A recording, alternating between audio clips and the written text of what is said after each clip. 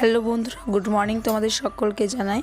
আজকে যে ভিডিও ক্লিপটা তোমরা দেখতে পাচ্ছ সেটা হচ্ছে সরস্বতী পুজোর দিনের ভিডিও ক্লিপ। তো আমার ভয়েসটা তোমরা বুঝতেই পারছো, আমার গলাটা বসে গেছে। তো তার জন্য এই কদিন আর ভিডিওটা দিতে পারিনি।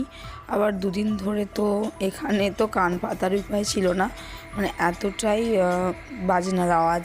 তো তার জন্যই তোমাদের সঙ্গে এই ভিডিওটা শেয়ার করতে পারিনি। তো আজকে শেয়ার করছি, কিন্তু আজকে আমার গলাটা এখনও ঠিক হয়নি। বুধবারে সরস্বতী পূজা হয়েছিল, তো সকালবেলাতেই দেখছি এরকম আমার গলার অবস্থাটা হয়েছে।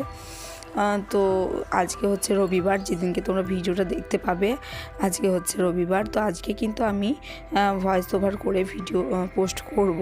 তো আজকেও কিন্তু আমার গলার কোনো পরিবর্তনই হয়নি, ঠান্ডাও সেরকম লাগেনি জানো তো, শুধু হালকা মতো একটু কাশি হচ্ছিল। তো তারপরে দেখলাম যে এরকম গলাটা বসে গেছে। তো কি আর করার, এই যে দেখো চলে এলাম ছাদে। এখন ছাদটাকে ভালো করে ঝাড় দিয়ে নিচ্ছি।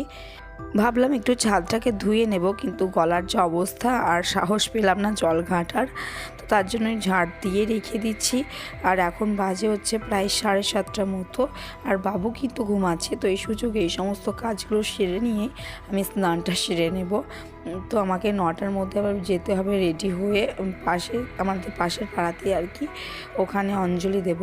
আর যেখানে আমাদের ক্লাব আছে বড় করে, যেখানে পূজা হয়, সেখানে পুজো হতে প্রায় 3টে বেজে যাবে। সেই কারণেই আমি ওই যে একটা বাড়িতে পুজো হবে সেখানে অঞ্জলিটা দিয়ে নেব। তো ভেবেছিলাম তোমাদের সঙ্গে সব কিছুই শেয়ার করব, কিন্তু ব্যাড লাক, কিছুই আমি শেয়ার করতে পারিনি। এই সমস্ত টুকিটাকি ভিডিওগুলো করতে দেখছি অনেক লেট হয়ে গেছে। তো খুব তাড়াহুড়ো করে কিন্তু আমি স্নানটা সেরে নিয়েছি। তো তারপরে বাবু ঘুম থেকে উঠে বললো, আর ওদিকে শুনলাম যে ওখানে পূজা শুরু হয়ে গেছে। তো খুব তাড়াহুড়ো করে কিন্তু বাবুকে নিয়ে ওখানে চলে গেছিলাম।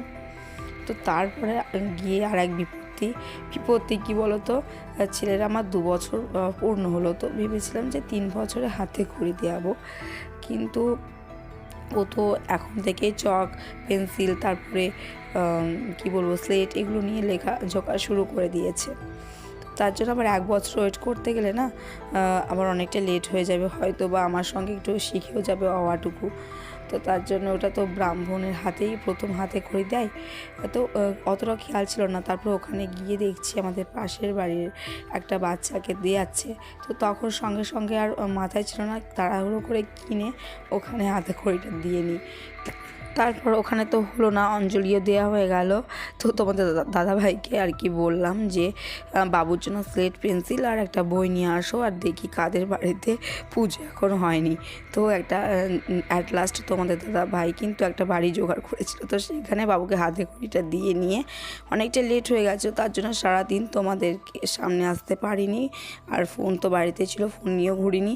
এই যে দেখো এখন একটু রেডি হয়ে বেরোবো, যাওয়ার কথা ছিল বিকালবেলায় বাবুকে নিয়ে, কিন্তু এই যে শরীরটা ভালো লাগছিল না, খুব ধকল হয়ে গেছিলো তার জন্য।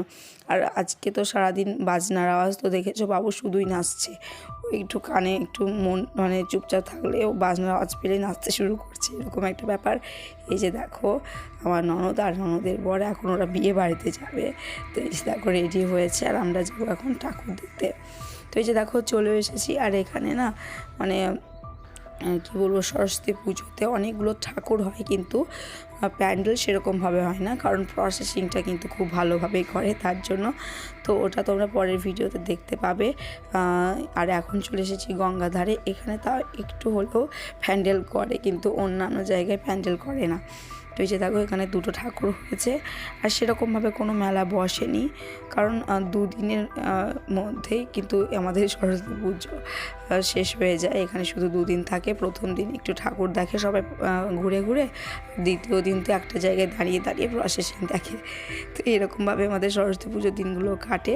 আর যেদিনকে সরস্বতী পুজো হয়েছিল সেদিনকে তো ভ্যালেন্টাইন্স ডেও ছিল।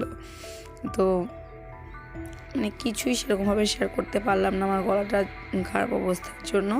তো এই যে দেখো একটু এই প্যান্ডেলটা তোমাদের সঙ্গে শেয়ার করি।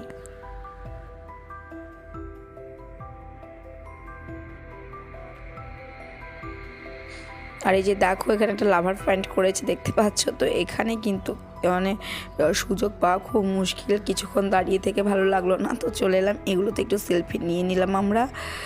তো কিছুক্ষণ ঘোরাঘুরি করে বাইকে এসেছিলাম, তো বাবুকে নিয়ে ঠান্ডার মধ্যে আর বেশি ঘুরিনি, তো কিছুক্ষণ ঘুরে আবার বাড়ি চলে গেছিলাম।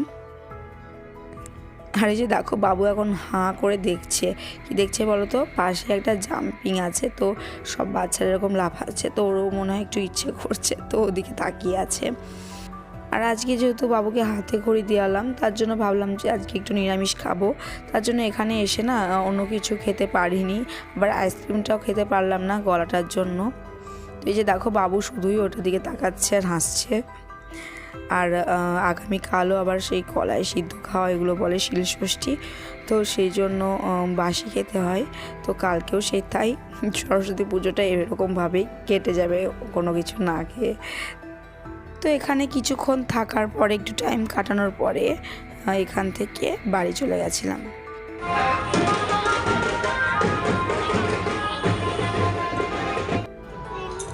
বন্ধুরা, তো এইমাত্র বাড়ি আসলাম, আমার গলার অবস্থাটা খুব খারাপ, তোমরা বুঝতে পারছো, মানে কথা বেরোচ্ছে না, সেরকম কাশি হচ্ছে না, প্লাস